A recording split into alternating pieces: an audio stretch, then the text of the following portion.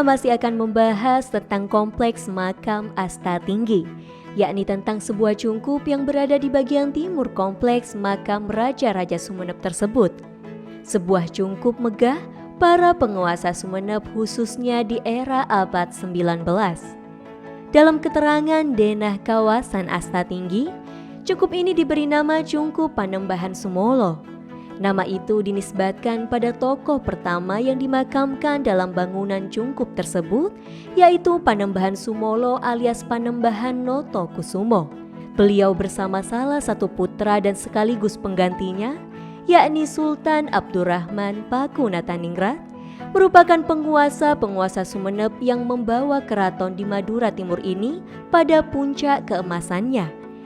Di cungkup megah itulah kedua tokoh tersebut bersama tokoh-tokoh penerusnya dimakamkan.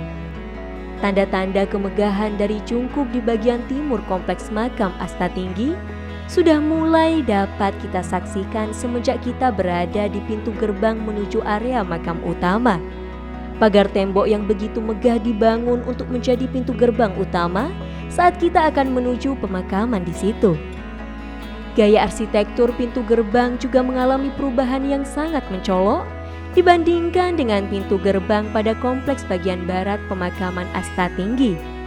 Gaya arsitektur menuju cungkup makam Panembahan Sumolo mendapatkan sentuhan gaya Eropa. Sejumlah medalion menjadi ragam hias di pintu gerbang area pemakaman sebagai peristirahatan terakhir penguasa Sumeneb di awal abad ke-19 ini.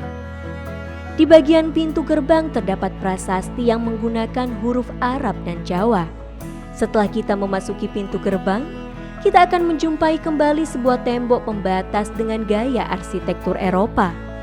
Pada bagian dinding pembatas yang berukuran tidak begitu besar ini, kembali terdapat sebuah prasasti yang dituliskan pada bagian depan dan belakang tembok pembatas yang juga menggunakan dua bahasa dan huruf yang berbeda, yaitu huruf Jawa dan Arab.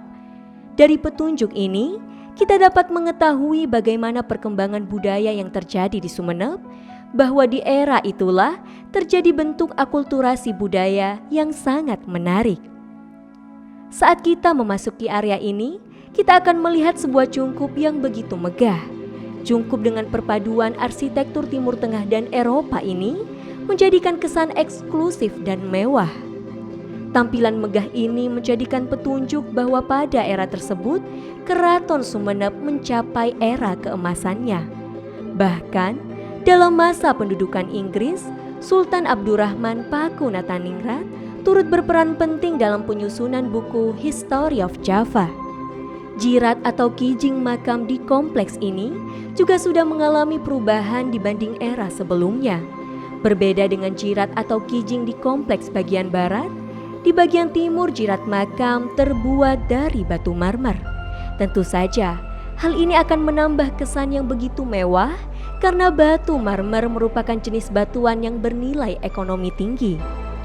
Jirat dan nisan di cungkup ini terbuat dari marmer pilihan yang menandakan status sosial sang tokoh yang dimakamkan di situ. Pada batu nisan terdapat pahatan kaligrafi yang berisikan petunjuk tentang meninggalnya tokoh yang dimakamkan di tempat tersebut.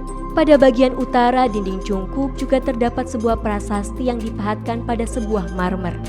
Kesan megah dan mewah benar-benar ditampilkan di cungkup makam Panembahan Sumolo, karena di dalam cungkup memang terdapat makam tokoh-tokoh penting pemerintahan Sumeneb yang mampu membawa keraton Sumeneb ke puncak kejayaan.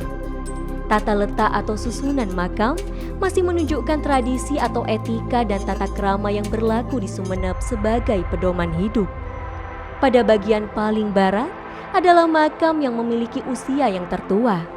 Semakin ke timur, usia makam semakin muda. Hanya saja formasinya agak sedikit berbeda dengan formasi makam para raja di cungkup-cungkup pada era sebelumnya.